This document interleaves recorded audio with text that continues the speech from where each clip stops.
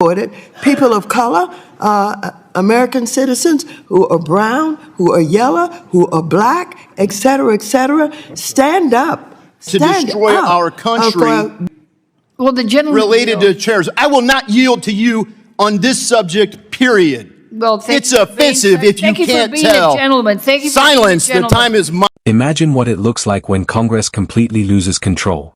Because what just happened between Maxine Waters and Warren Davidson wasn't just a disagreement. It was a political explosion inside Congress. And if you care about border security, law enforcement, and the ongoing debate over whether ICE agents are being portrayed as terrorists or as heroes, you need to hear what unfolded. Moments like this reveal just how deep the divide has become in Washington. So if you want to understand where this country is heading politically, hit subscribe now. Because exchanges like this show exactly how heated the fight over immigration enforcement has become in America. The ICE agents descend on our cities using brutal force to hunt, harass, and harm those in our communities. Whether intended or not, U.S. citizens and their businesses and property, shop holders and small business owners who are American citizens are caught in the middle of the reckless and inappropriate responses of ill-trained ICE agents, only to be left with broken windows and damaged storefronts to repair. Who pays for this? Workers and families, also U.S. citizens, drive home at the end of the day only to be snatched out of their cars by masked men with tactical gear and wind up with their windows smashed in. Who pays for this? This Sunday, in St. Paul, Minnesota, over a dozen ICE agents broke down the front door of a napping U.S. citizen. They forced and trampled their way into his home, pointing their guns and yelling at his family, while this 4-year-old grandson cried. Republicans on the opposite side of the aisle, you can do better than this. You can stand up for Ms. Good, who was killed, the mother of 3, an American citizen, other American citizens, people who look like they think should be deported, people of color, American citizens who are brown, who are yellow, who are black, et cetera, stand up for the citizens of this country. Otherwise, you're going to see a civil war that is being created between ICE and the National Guard. Jesus said we can be angry and not sin, so I'm going to give it my best shot right here.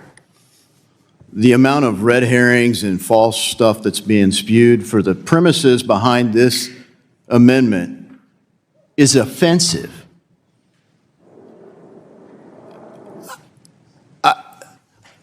To tell the American people and us in this room that ICE is a terrorist organization and therefore TRIA should cover the losses? Are you freaking kidding me?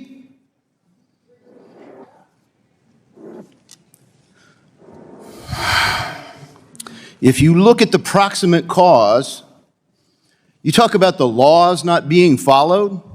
The previous administration fueled an invasion of our country by failing to secure our borders, by ignoring our laws, and now we have sanctuary cities who invited these people in, who served as accomplices to the crime, continuing to obstruct justice.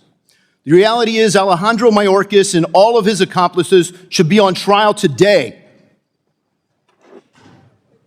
And if we don't put them in jail for a really long time after due process and a trial, some future administration is going to think they can fuel an invasion, only we need to do more of it faster.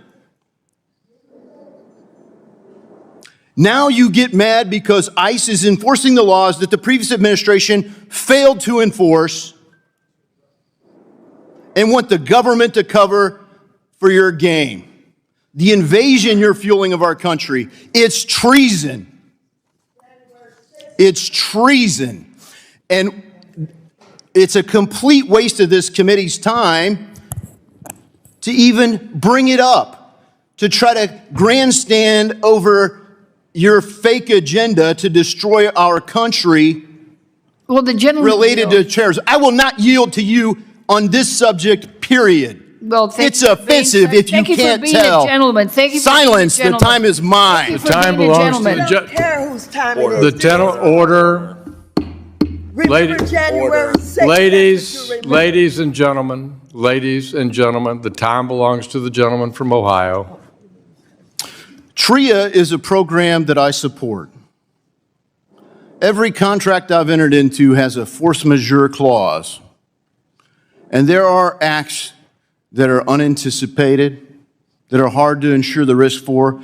I don't think the program's perfectly designed. I wish I was here for the debate. Mr. Rose presented his amendment.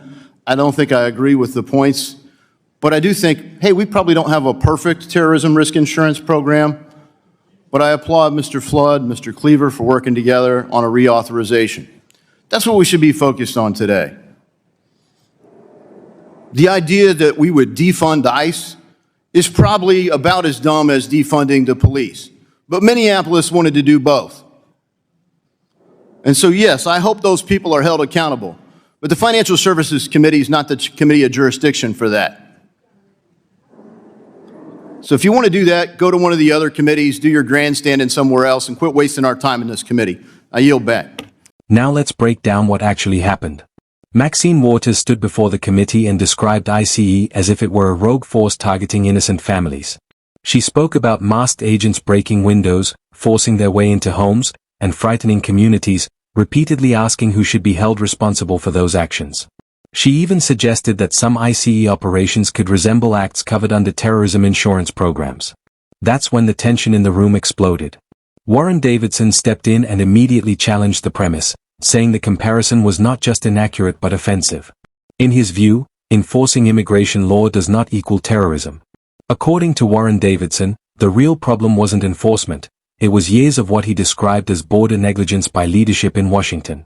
He argued that agencies like ICE were simply carrying out the law after a long period of political hesitation.